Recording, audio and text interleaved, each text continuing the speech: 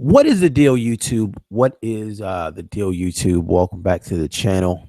Um, this is gonna be a real quick video before I head off to start my day this morning. Um, Last year I made a video, and I made that video about Lamar Miller. The question was: Is should the Dolphins sign Lamar Miller? My answer was quite simply, absolutely not. As a matter of fact, I want to listen to a little bit of that video real quick with some of the point. Well, you know what? The video, I'll leave the link to the video in the comment section. You guys can go and check it out because I don't got a lot of time. I'm gonna try to make this video as quickly as possible.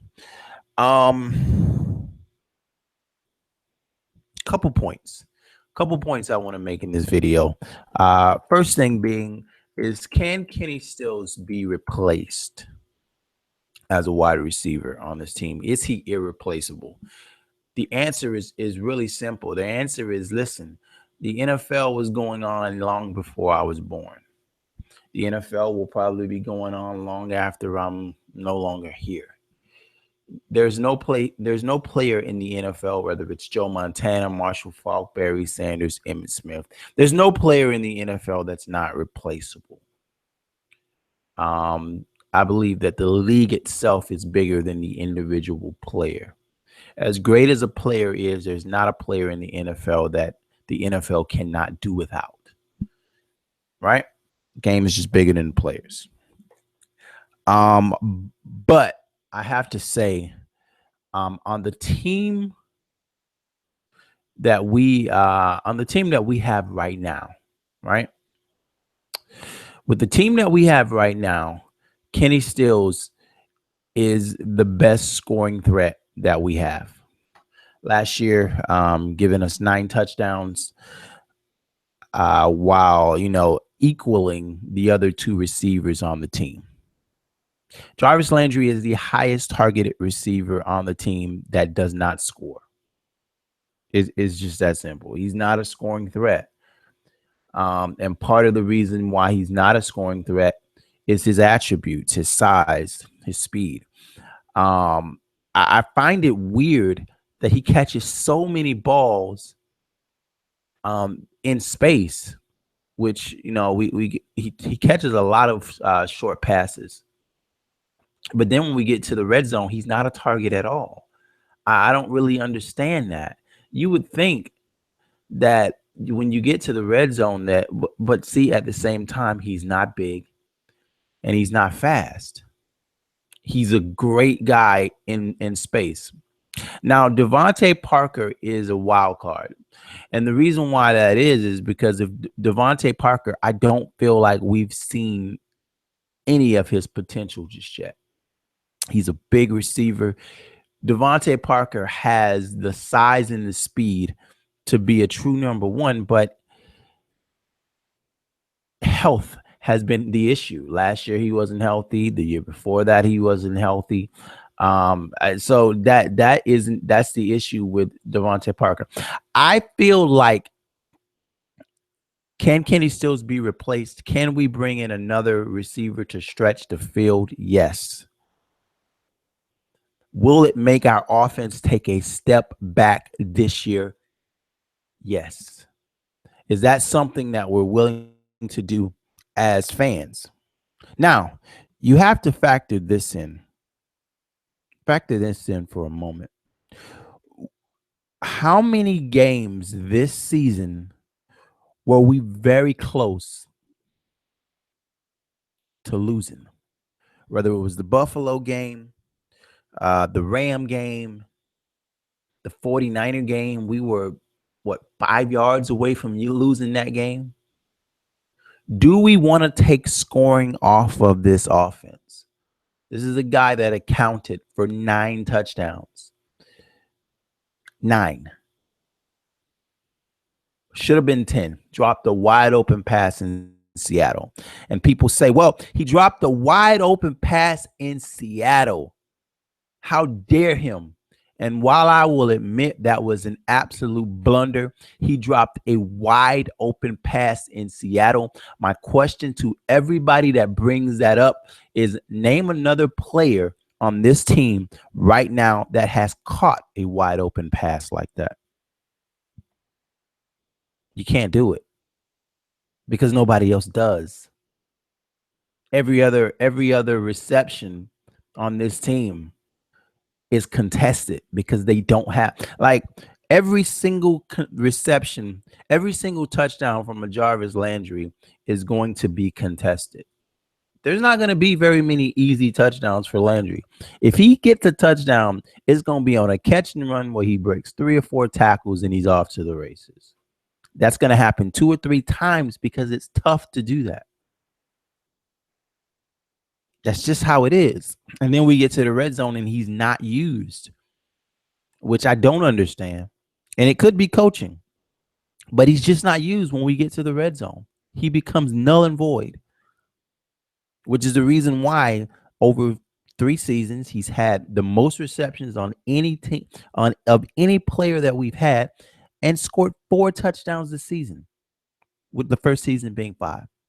Last season, and this will be my last point before I get the hell out of here. In 2014, with Mike Wallace catching 10 touchdowns, the Miami Dolphins were ranked the number 11th best scoring offense in football.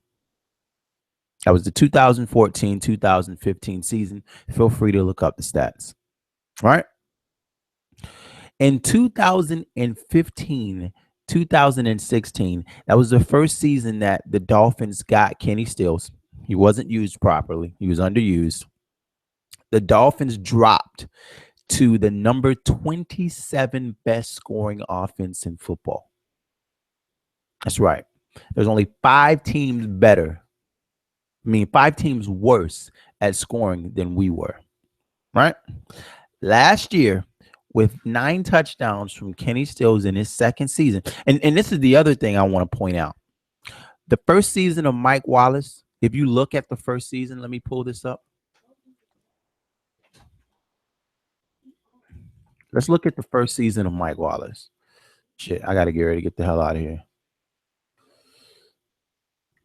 Look at the first season. Pull up the first season of Mike Wallace.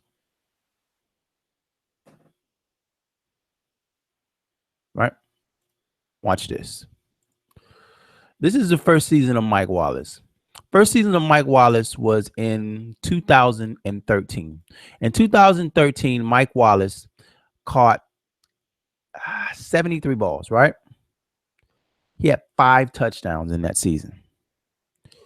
In 2014, his receptions decreased by 6, but his touchdowns jumped all the way up to 10. That was in the second season. You look at Kenny Stills. You look at Kenny Stills' stats, and it's eerily similar. Eerily similar. In 2015, his first season, he caught 27 passes, 3 touchdowns. In his second season with Ryan Tannehill, he jumped all the way up to 9. Mike Wallace first season, 5 touchdowns. Second season, 10.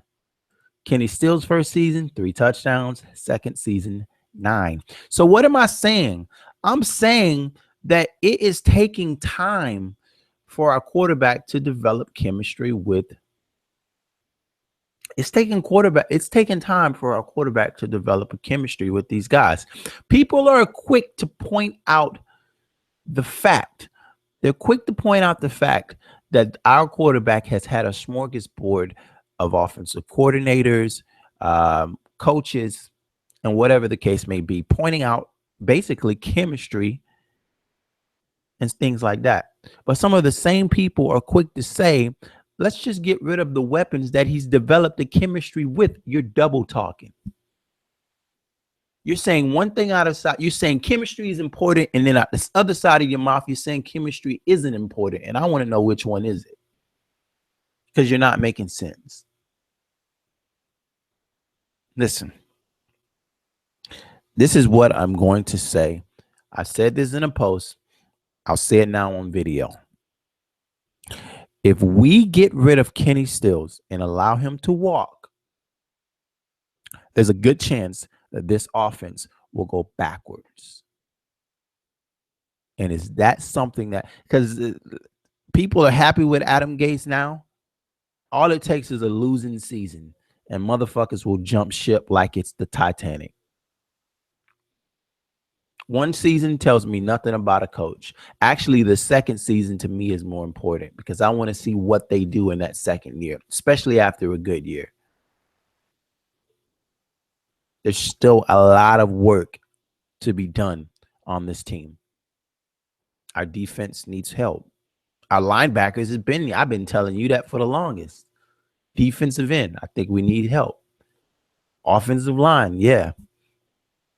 We're going to move Tunsil out the tackle. We got James at tackle. We got Pouncey at center. We need 2 guards. And if Pouncey is going to be unreliable, a guy like a Pollock will be excellent. And there's some other Tooth. Nice guy. Nice center.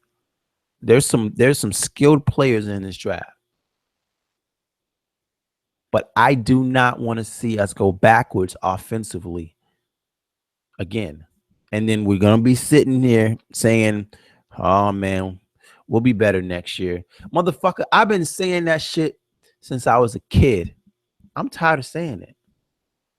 Let's not go backwards. Sign this man. Get this man signed.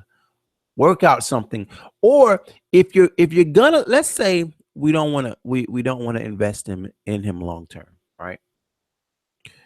We go out and we get a guy like a KD Cannon, a Cooley, a D.D. Westbrook, whatever in the draft, right? But somehow I would like to see it happen where we keep Kenny Stills at least for next year and allow us to bring that guy along. So when Kenny Stills is, let's say next year Kenny Stills goes out, he doesn't have the kind of season that he had this year, right? We're able to move forward with a guy who's already acclimated in the offense. Also, I have to tell you, there is a reason why we drafted Leonte Carroo in the 3rd round. Look at his measurables. Look at his size. I could be wrong, but look at him. He's 6 feet. He's about 220. He would be the perfect dink and dunk receiver. He reminds me so, I'm telling you, the measurables, and the more and more I look at it, he reminds me so much of a guy that would be perfect, of a guy that we have that is the most targeted receiver on our team. I would not be surprised. I wouldn't be surprised. But anyway, man, I'm about to get the hell out of here. I got 30 minutes to get myself into my office. I will talk to you guys next time. Make sure that you subscribe to the channel. But yeah, I don't think we should let Kenny Stills go anywhere. And if the plan is to let Kenny Stills go somewhere, I want a plan. I want a plan so that the offense doesn't drop off for a year and then rebound like it's done over the last 4 years. 2014, we were the 11th best offense. 2015, we dropped to the 27th best offense in football. Last year, we were 17th.